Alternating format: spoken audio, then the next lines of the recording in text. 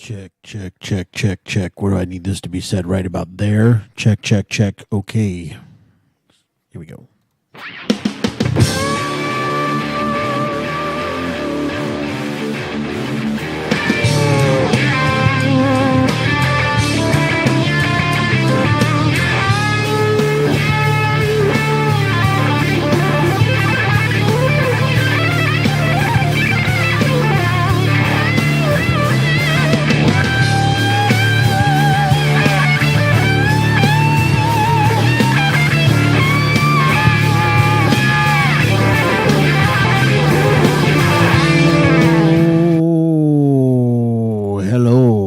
What's going on, guys? Listen, man.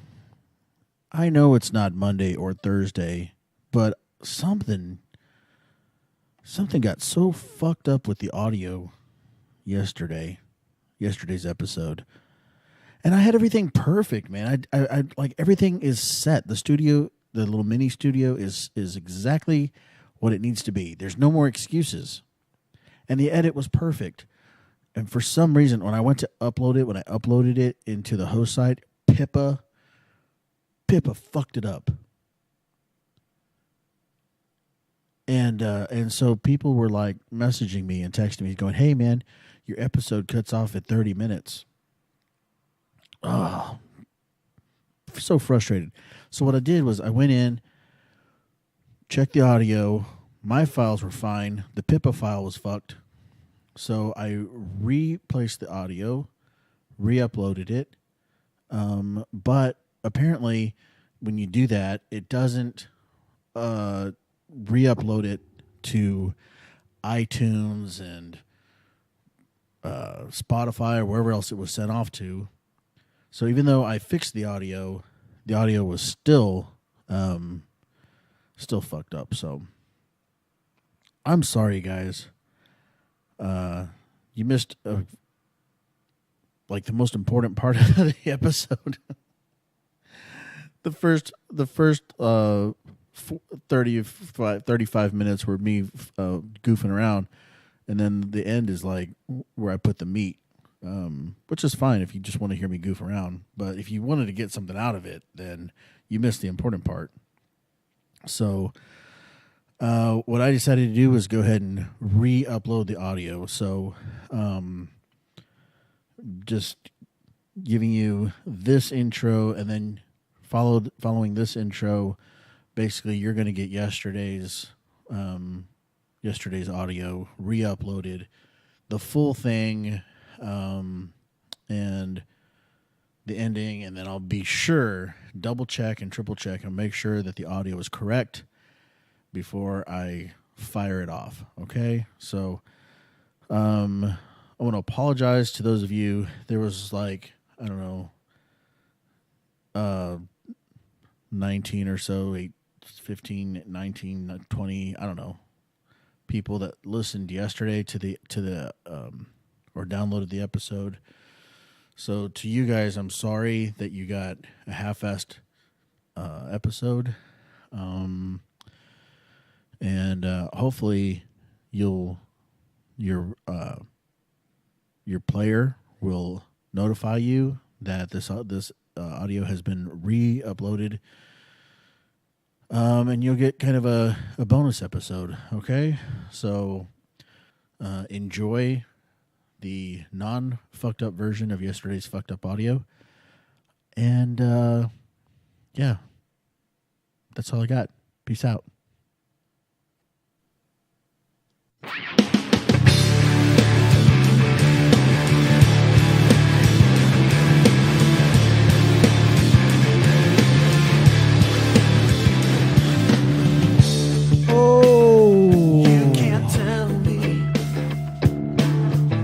What's going on? What's going on? It's the Tamale Mafia podcast, the place where everything and nothing collide. You can't bring me to my knees again. I am your host, Aaron, and it's just another Monday in the Tamale Mafia universe. Yes, it is. What's going on, my people? What's going on? Oh man, so it's been quite an interesting week. Um, and look, man, I I wear glasses, right? And I've had contacts before, and sometimes I wear contacts, but not that often. Especially right now. Look, the last few weeks. Ugh, you see this? I've been trying to uh, I've been trying to deal with this allergy season. And I know when I listen back to the podcast and I'm like, man, it sounds like you've got a mouthful of rocks. So I apologize for that. I am trying to drink tea, some tea, um, tonight, today. I'm recording this at night. Um, but yeah. So I'm trying to drink some tea this time to keep the old pipes loose because this allergies thing is real obnoxious. And so I apologize if my voice has been grating. I also apologize because I realized over the past couple of episodes my audio has been messed up. I have fixed that.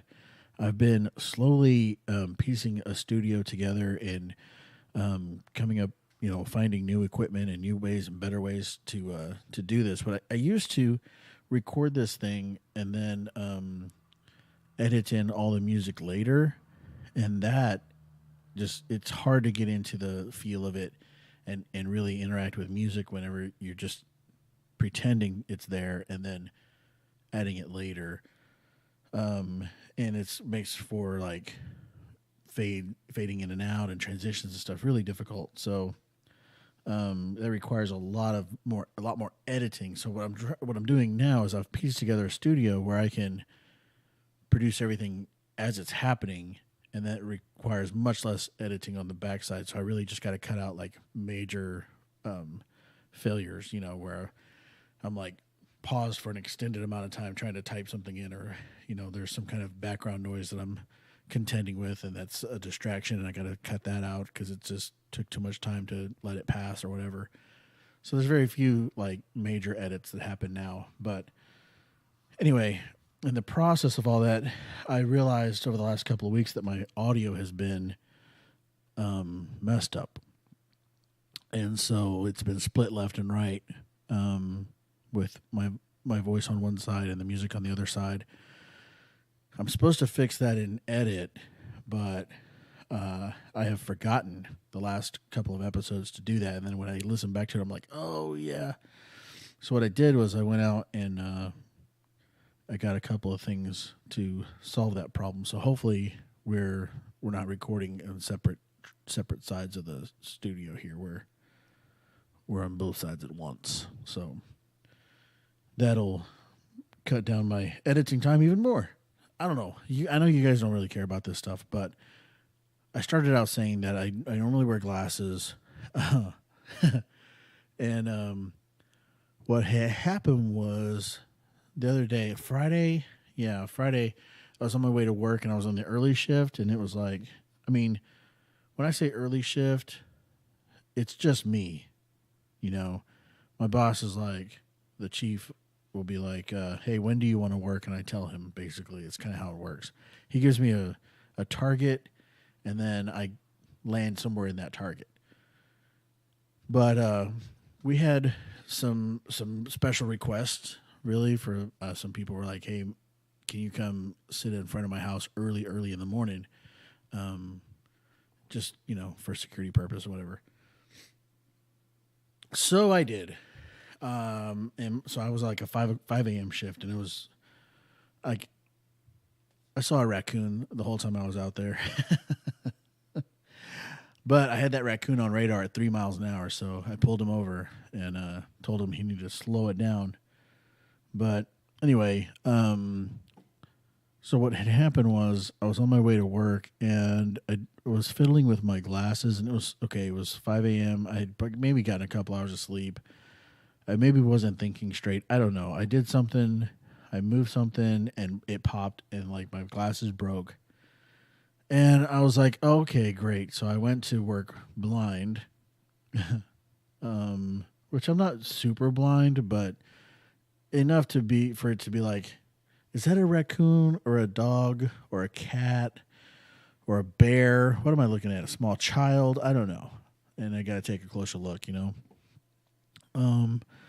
So that's not cool. But what I did was I was like, oh yeah, I got some contacts, right? And so I put the contacts in, and dadgummit, man, if these contacts, one was like good because I had one that had not opened and I had one that had been opened. I don't know how that happened. I don't know how I ended up with one that had not been opened and one that I don't know. But the one that had been opened was a mess. It like I stuck it in my eye. It was burning. I was like, oh, it's probably got fungus on it, you know.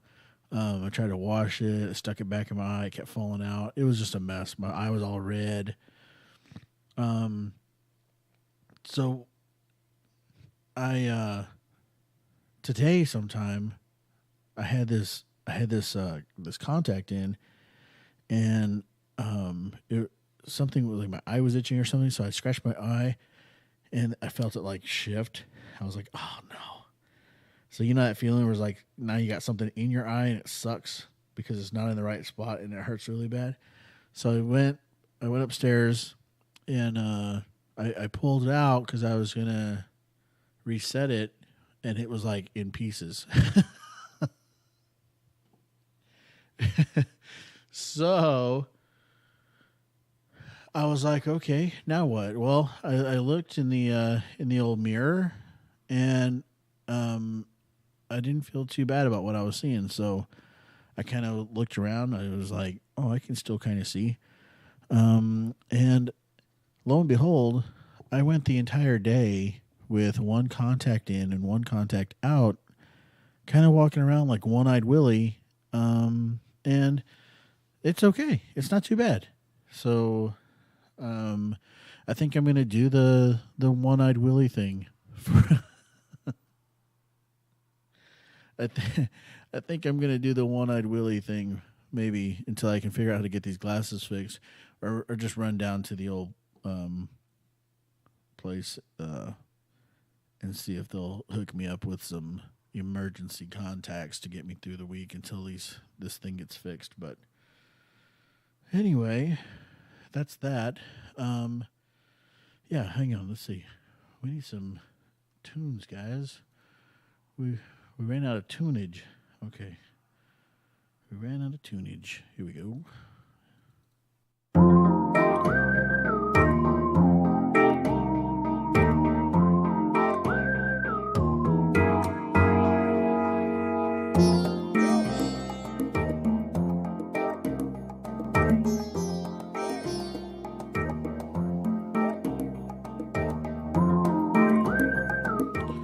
Hey man, did you know that you can find the Tamale Mafia podcast on Spotify? Huh? Did you know that, man? I mean, I don't know what you're listening on. Are you on iTunes? Podcast Addict? Do you want to switch over to something else? Are you like, hey man, I'm listening on iTunes, but I can't freaking stand iTunes. I wish this podcast was on something else. Well, guess what, buddy? You're in luck. You can go over to Spotify. You don't like Spotify? Try Podcast Addict. You don't like things that say that have to do with addiction? Go to Overcast or SoundCloud. Hey, or you can go over to YouTube, search up the Tamale Mafia podcast, and find our YouTube channel and listen there to the audio version. And maybe soon we'll have a video version. Maybe. But hey, if you needed more information about the Tamale Mafia podcast, you can go to facebook.com/Tamale Mafia and you'll find nothing about the Tamale Mafia podcast other than links to the current episodes. But, whatever you need.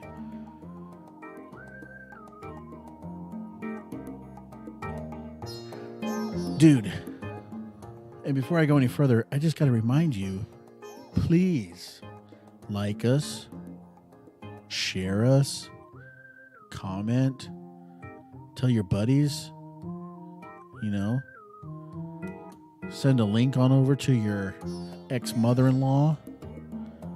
Be like, yo, bitch, check this shit out.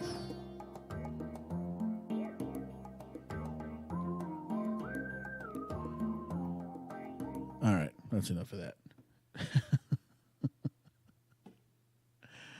I don't know why I have to do that, but I'm told I do. And who told me that? I did. Okay.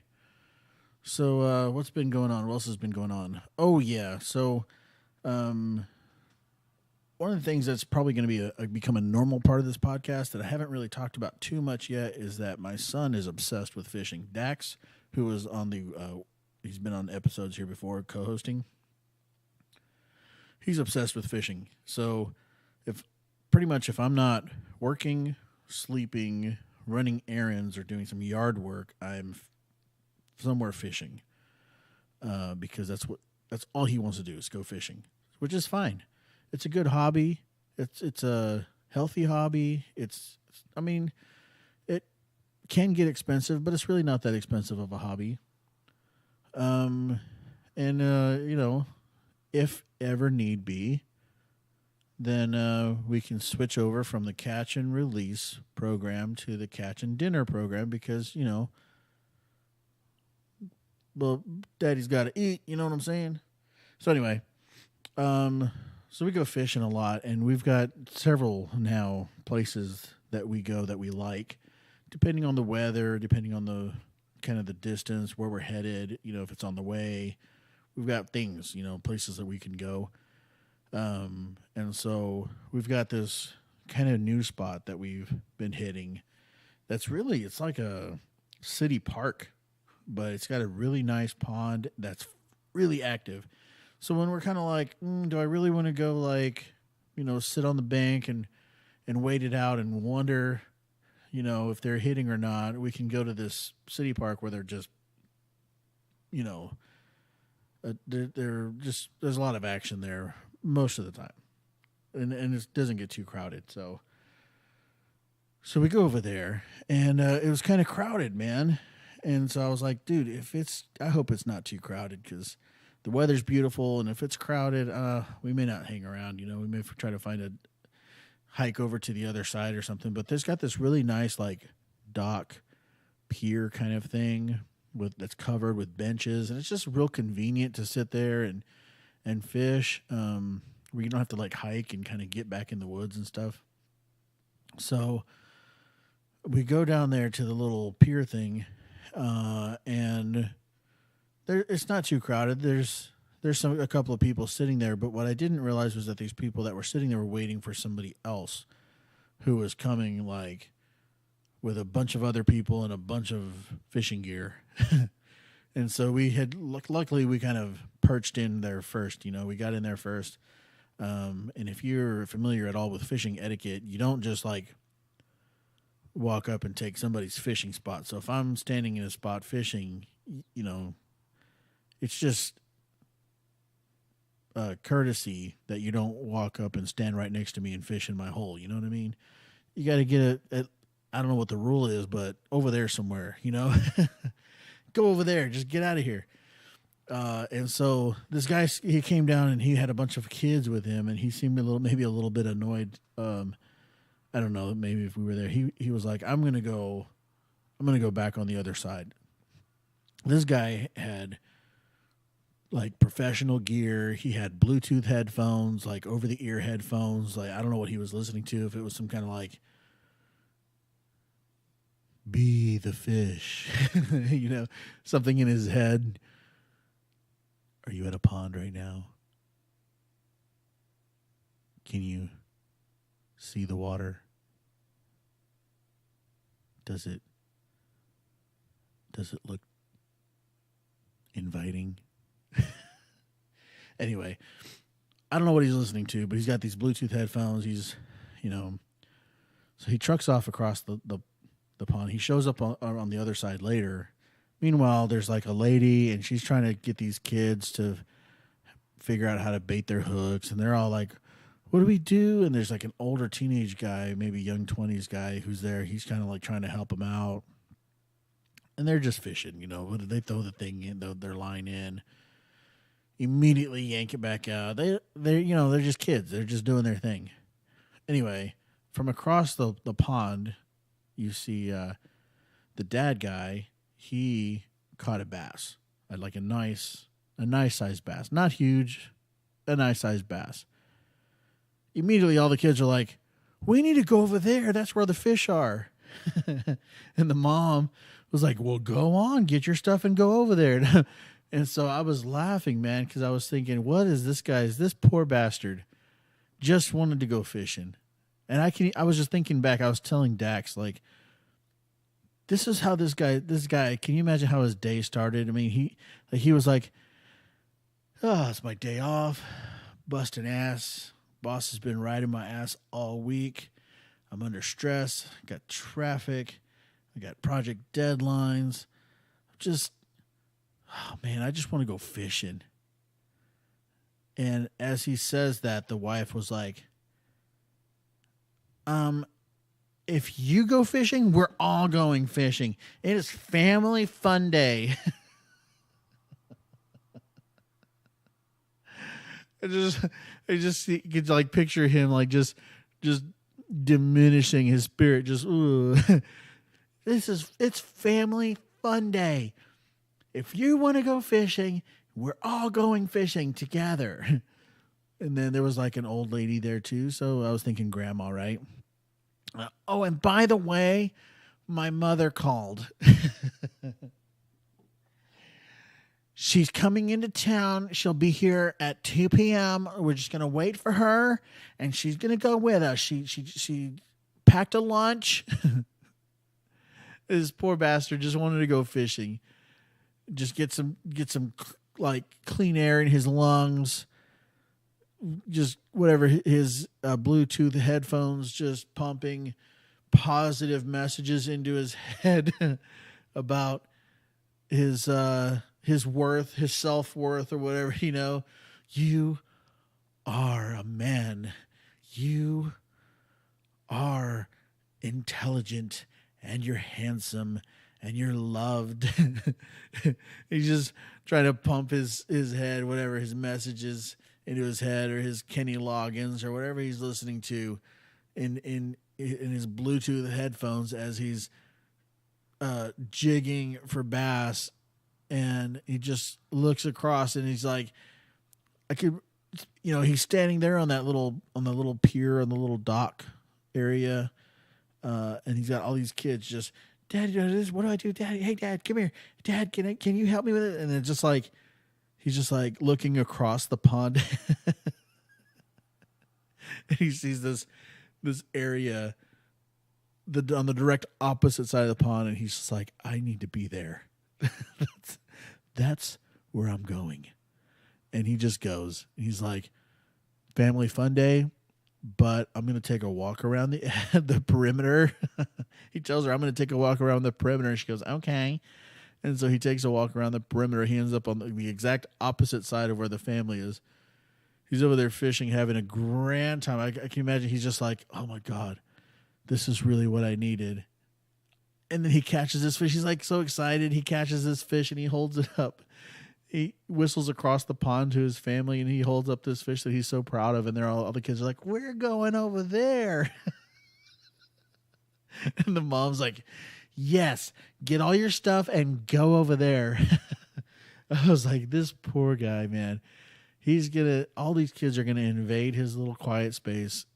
And I could just see him like turning up the volume on his Bluetooth headphones, man. Next thing you know, the whole family migrated, and there's like an area, not at where he caught the bass, but if you go like a quarter of a way back around the pond to the right, there's like a flat, I think it's concrete. It maybe have been like designed to be a boat ramp at one time, but it's not used. It's just a piece of like kind of concrete there.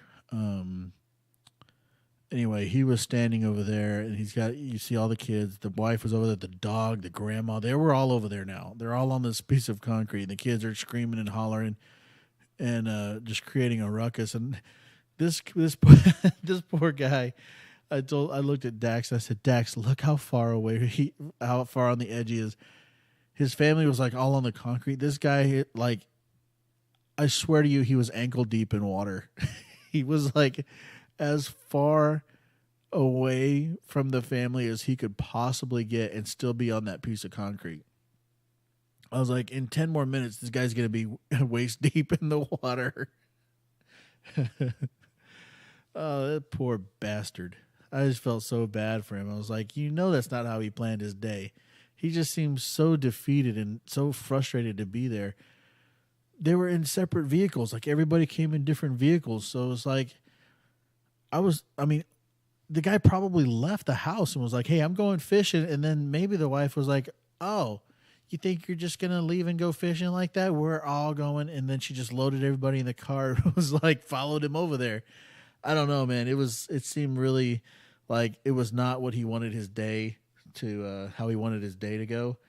And so they all packed up and left, right? Well, he stayed sitting in his truck in the like little grass parking area way after everybody else left. He just was sitting there just staring at the sun. Thinking, this is my life now. Ah. Oh man. But yeah, we do a lot of fishing. And so tonight, like I said, I'm recording this on Sunday, but so it's Monday for you, Sunday for me. Sunday, Dax and I went to this private pond. This kid, he was like, if he sees a pond that he wants to fish in when we're driving around, he'll just remember it. He'll go back there. Like there's this one pond, a really nice pond that's kind of near where he lives. He just rode his bike over there and knocked on their door and was like, hey, can I fish in your pond? And they gave him permission, and they're real nice folks. They give him pancakes and stuff when he goes over there. Anyway, we were over there fishing tonight. That's where he wanted to go, so we go over there fishing, and we're going to fish for catfish, and that was kind of the plan. Well, Dax has this rule that's because he wants to make sure that the bait is taken, and he wants to make sure that that hook is ready to be set, and it's not just a fish chasing around or kind of nibbling around. He wants to make sure the thing is set. So his rule is, if your line is being tugged on, then you can't touch that rod. If it's sitting up leaning against something or laying on the ground and that starts to move, like the line starts to tug, you can't touch it for 3 seconds. There has to be a solid connection of pull, like a solid pull for 3 seconds before you can grab that rod and set that hook and start reeling in, okay? And it normally works. I mean, it's like, I would say 99% of the time it works. He catches way more fish than I or anybody else that we're ever around. Usually he's just pulling fish in like crazy, so he knows what he's doing. But so he's got this rule: you can't touch the rod for 3 seconds. You know, if it just kind of tugs and pulls a little bit, like a little tug, and then nothing, then don't touch it. Just leave it. Anyway, so we're hanging out there. He had my knife, and he was whittling on a piece of stick. He was making a shank. Okay, I don't ask any questions. I don't know why he's making a shank, but he's making a shank. And I had my rod set up, and I was like on my phone or something. Yeah, I was playing a game on my phone, and this I see his fishing pole start to move, like sliding across the ground towards the water. And I was like, "Hey, dude, your rod's moving."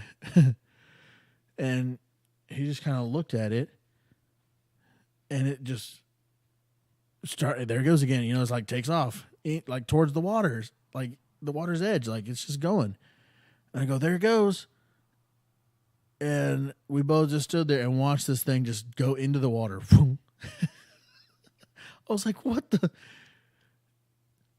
Like, immediately, within like a half second, I see this blur of a gray t-shirt, red shorts, and brown skin just fly past my periphery and cannonball into the water, into the pond.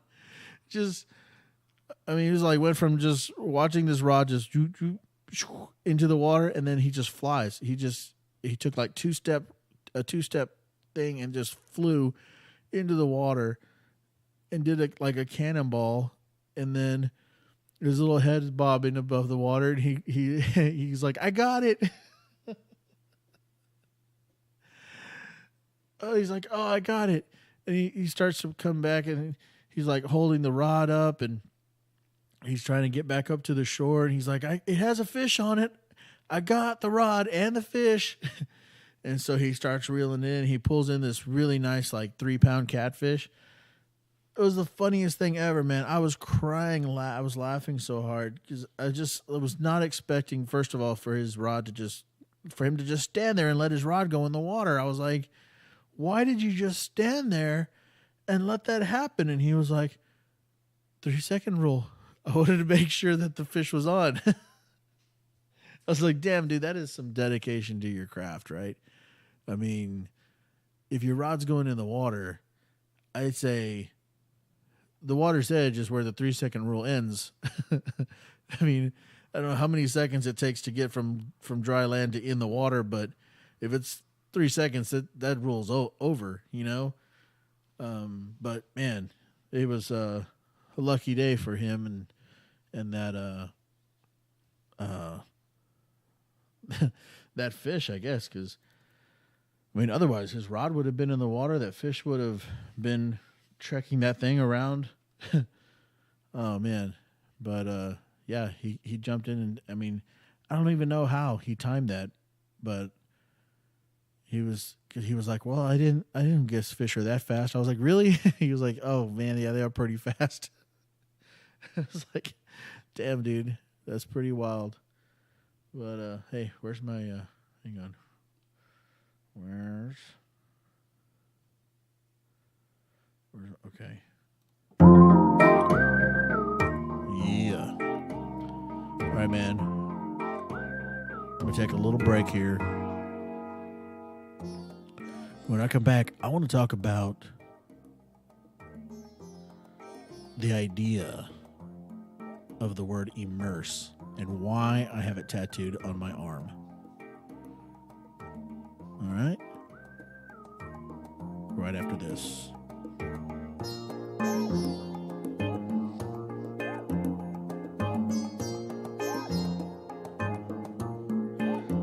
Yeah, man. Where can I find the podcast I'm listening to? How do you not know? Come on, somebody tell me.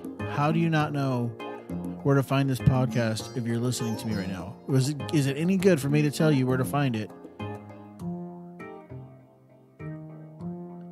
If you're not listening, you're not listening, right? I mean, come on. It doesn't make any sense. But everybody does it. Did I tell you we have a new YouTube channel? Where you can listen to the audio. You can find us on Spotify, iTunes, Podcast Addict, Overcast, SoundCloud. Overcast and SoundCloud, are they kind of like, was Overcast like, I don't know, something there? Stormy? Is there a Stormy podcast player? Stormy Sounds. And of course, you can find us on our host site, shows.pippa.io/Tamale Mafia. I can't read. And for more information about the Tamale Mafia podcast, find us on Facebook at facebook.com/Tamale Mafia. If you don't know how to spell Tamale Mafia, I'm sorry, but I'll help you out here. TAMALEMAFIA. FIA. All right. Enjoy this tune from Ben Sound.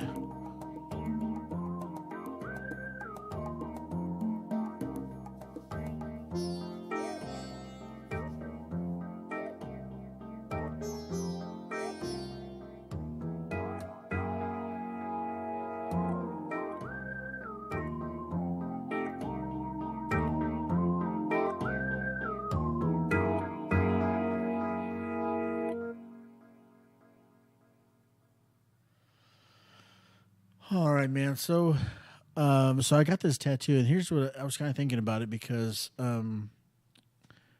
Dax's dive into the water reminded me of why I got this tattoo. Not because he dove into the water as as a younger child or anything like that, but the idea of going all in. Okay, being committed, being so committed to what you're doing, to your cause, to your thing, that you completely submerge yourself. Submerge? Yeah, submerge yourself. Submerse. Ugh. Time for some tea.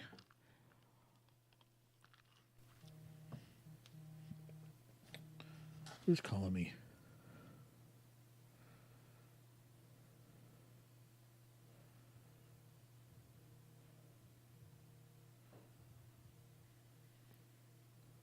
Hang on. Hello? Yes. That's me. Jason. The original. The one and only. Dude, I am 33 minutes into recording my podcast episode for tomorrow.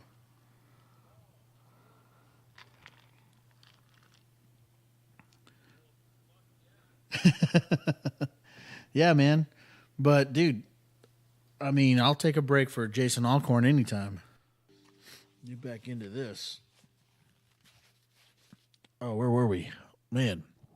So my phone rang, and I answered the phone, and it's a buddy I haven't talked to in a long time. And we talked for like 2 hours, like an hour and a half. And so I have no idea where I was at when I left off, when the phone started ringing.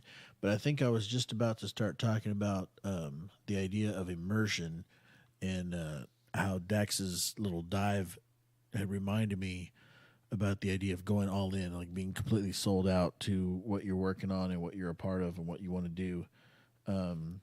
So the thing that matters to you the most, you you go all in.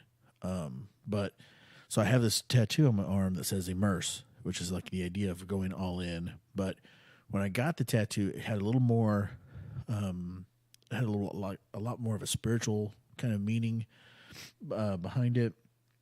And I won't really go into all that, but the concept, I guess, is what I want to hit, because what happened with me, and this kind of picking up on what I've been talking about with my pursuit of wanting to be whole and wanting to be the best man that I can be and the best human that I can be. I was really trying to, like, I was chasing that sense of wholeness and healing. And there's a story in the Bible. Now, I was raised religious, and I'm not very religious now, but I have a relationship with God, I think, or I have an understanding of what a relationship with God would look like, I think. But I'm not a very religious person at this point in my life, and so you probably won't hear me talk a lot about religion in the context of a religious person. I'll maybe talk more about it like in my past, or referring to things that I've done or listened to or said or been a part of or whatever. But this particular story, this is one of my favorite stories that's in the Bible. It's a story of Jonah, and he was this guy that God, I guess, told, "Hey, go preach to these people," and he didn't want to do it, and he hopped on this boat and went the opposite direction, and there was a storm, and he ended up telling the guys on the boat, "Hey, throw me over the boat because I'm the reason that you're in this turmoil."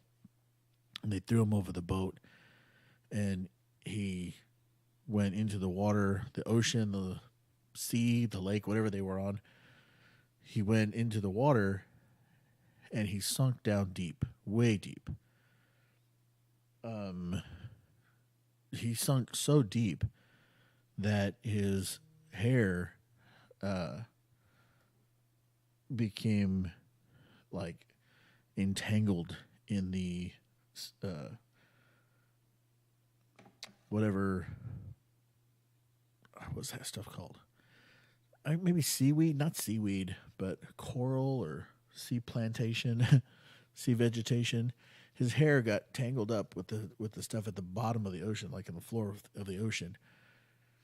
And so that's a long trip, man, to go from the above water being thrown into the water and then sinking down so deep that your hair gets kind of caught up in the seaweed. And so the concept that I started developing or thinking about back then was this idea of going all in and sinking down deep into the bottom to really find yourself. Because what happened to Jonah was he got swallowed by some kind of sea creature. He lived in the sea creature's belly for a few days and then got spit up on the shore. So the sea creature really was his rescue in the story. The sea creature saved his life because he was tangled up in this stuff at the bottom of the ocean, and he wasn't going to get out. He was going to drown. And this sea creature came and swallowed him up. And so the concept I was thinking of was, I mean, we say sea creature. A lot of people say whale. But I started thinking about the idea of the whales. Well, I called it the whales and the waiting. And so the idea, the concept behind the whales and the waiting is that you have to go down deep into the deep water, the darkness, right? In the middle of a storm. You make the decision to jump off the boat into the water. In this case, being thrown off the boat and into the water. But doing that in the middle of a storm and then sinking down so deep into the depths of the ocean where the sea creatures live, or the whales. And that's a place that most people won't go. Most people don't want to go that deep in their pursuit of wholeness or their pursuit of well-being, because Jonah knew that he messed up and he knew that he was in trouble. And his solution was to be thrown overboard, right? To be thrown into the water. And he just went down and he sunk down deep, and I think he was waiting to die. Like, I'm just going to die down here and that'll be the solution. But in that depth is where he found his rescue, and that creature, that whale that swallowed him. And so the concept being, most people won't go down that deep. Most people won't pursue healing to that level where you go down deep where the whales live, like at a depth where humans don't normally exist. Humans don't normally hang out at that depth, way down deep. And then that becoming your rescue and being, finding yourself in the belly. So in the belly we are formed, right? We are formed in our mother's belly as infants. And it's in the belly of this creature that Jonah, his future was formed, where he found his purpose, and he found his, like, I've been given a second chance. And there's this whole chapter of Jonah dedicated to Jonah's prayer, like the prayer that he prayed while he was inside of his belly, the belly of this creature. Now, I don't know if I wouldn't say this is a true story, but the concepts behind the story and the allegorical application of the story is really like has a lot of meaning. You know, you can draw a lot of meaning from the story. So I find value in it. In that we were formed in the belly. Jonah found himself in the belly of this creature, and it's in this belly that he was formed, that his future was formed, and that he found his purpose. And he would not have found that purpose if he had not gone down deep into the ocean, immersed himself fully, and gone way down deep to where the whales live, and found himself captured there. And so I started to develop this idea of the whales and the waiting, built on this story of Jonah, and that you have to immerse yourself fully. You have to go fully in 100% and go down deep in order to find your next level. So last week when I was talking about the curve, and I was talking about how you have to push forward and develop new skills in order to get to the next level. And that's how it is with healing and the healing process and the wanting to become whole, is that you have to learn new skills and you have to push forward. And sometimes it feels like you're taking steps backwards, but you're not. You're really taking steps forward. But it's going to feel a lot worse until it gets better. You know, that was the curve. And so from the curve, the idea of the curve of really pushing forward to the next level comes this being in the belly. And so I've got a friend of mine that when we are going through difficult things, or we have to make a decision, we have a decision coming up, and we trying to figure out what to do to get to that point, we say, get in the belly, which means go into the depths of yourself, go dig, search way down deep, and wait there, and just let whatever is coming after you, let it take you. Find yourself in the belly and just ride it out until you have your answer, until you have clarity, until you find your purpose in this decision, until you get to that next level. Let the thing that's the scariest thing, you know, this whale, this creature that swallowed Jonah, transported him to the shore, which was safety. And there he was able to go about what he felt was his purpose in life. And so I want to keep hitting on this and talk about this more as we go through the next several weeks, but the what I want you to really grasp a hold of here is this idea of the whales and the waiting. Go where the whales are and wait, and just wait, pushing through to that next level to become a better you, finding those sources of aching pain, finding those sources of weakness, those things where you're like, oh gosh, I'm not good at this. Why am I not good at this? Maybe it's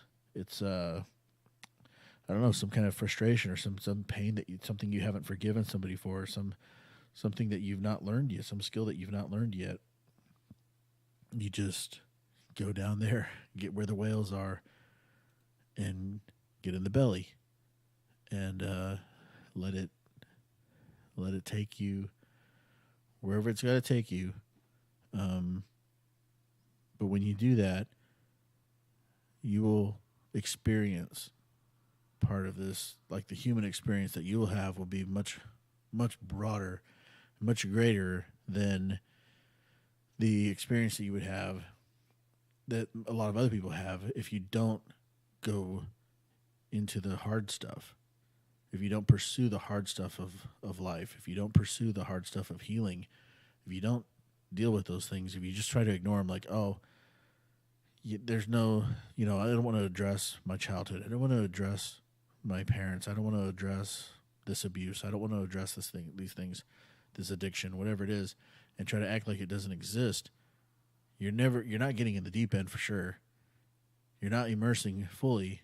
you're never going to get swallowed by a whale, and you're never going to find that purpose in that pain. If you're just constantly staying in the shallow end of the water and playing on the beach, where it's safe, that's fine. You may have a fine, happy existence there, but you won't be able to give value and purpose to your pain and find those things and push through to the next layers of healing and chase down the source of what is holding you back from achieving your goals, or being successful, or being the best person that you can be. You won't ever chase those things down if you don't get down into the hard stuff. And so for me, it became kind of a thing where I was chasing the hard stuff.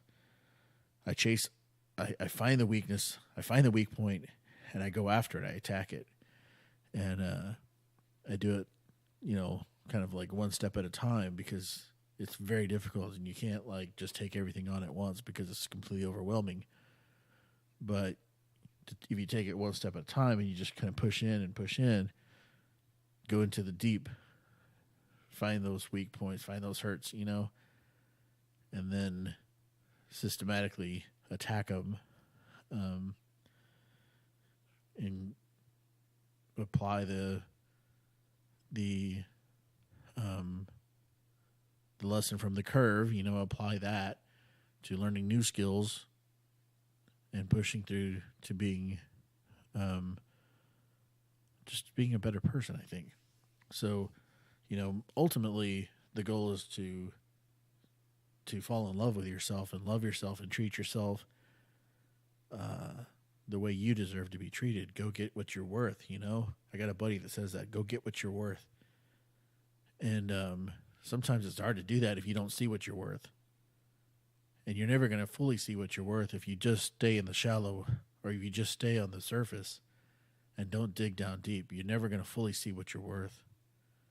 The only way you see that is to immerse yourself fully. You cannonball off the shoreline into the water, and you just sink down deep, and you just find yourself in that place.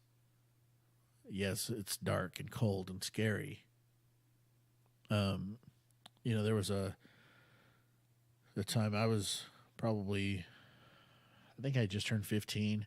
I don't know if I've told this story on the podcast before. I may have, but I had just turned 15, and I was like playing in this river with family and friends, and I ended up, I almost drowned. I had kind of sunk down deep, and I got tangled up in this big baggy shirt I was wearing, and I was just like exhausted trying to swim up. And eventually I got out, of course. I'm here today, but it was exhausting. But one of the things that I found that was really kind of scary about the deep side of water is that it gets cold and it gets dark. And so I was in a place in the bottom of the water. Well, I don't know if I was in the bottom. I never found the bottom. I never touched the bottom. I just kept sinking down and down and down, and I never did touch the bottom. So I don't know how deep it was, but it was obviously very deep. But I guess I thought if I could sink down far enough, I could push off the bottom, leverage myself, push with my legs back up, and get out of the water. But I just kept sinking down and down and down, and I never found the bottom, and my chest was like heaving because I was running out of air quickly. And so, the water was dark and the water was very cold, and that's a scary place to be. Neither one of those sound comfortable most of the time to us as humans, right? The darkness and the cold.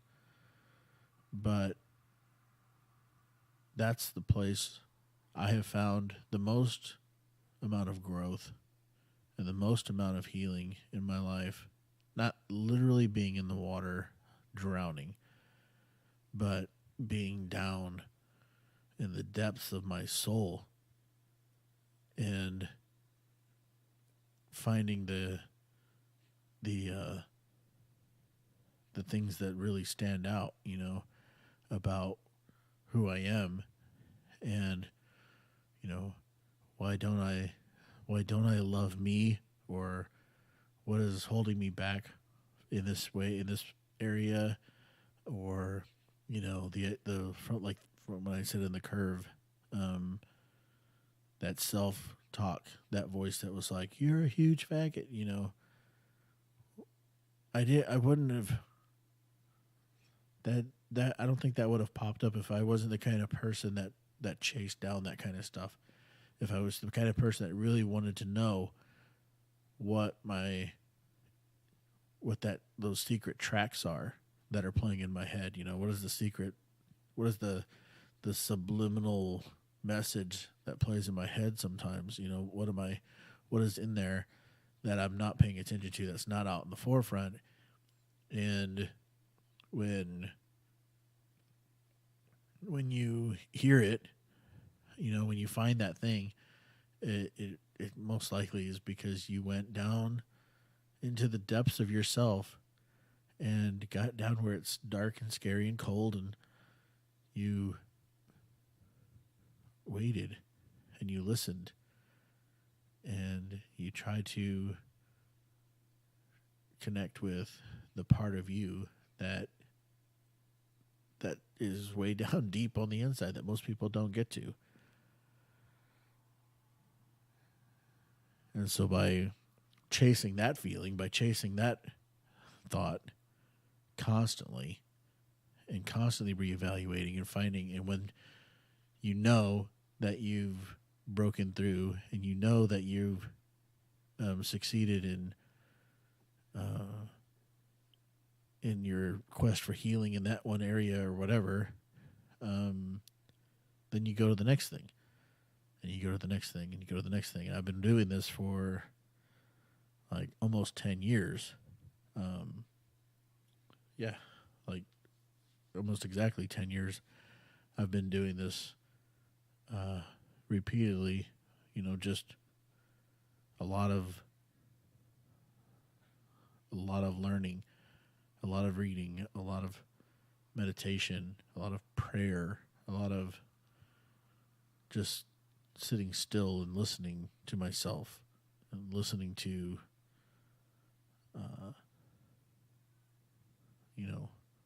being keyed in, I guess. So anyway, I don't know. I forgot to set the timer when I got back from my phone call. I don't know where I'm at in the podcast. I don't know what time signature I'm at, because the recorder was running the whole time I was on the phone. So I don't know where. I really have no idea where I'm at. So I think with that, my friends, I will say that I have said it all. I have said plenty.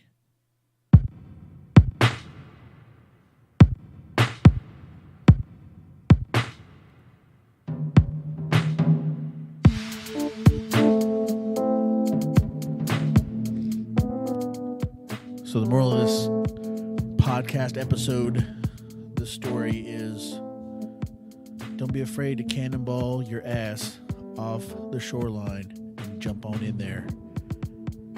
Don't be afraid, man. That's where the good stuff happens. The whale's in the waiting. All right, peace out.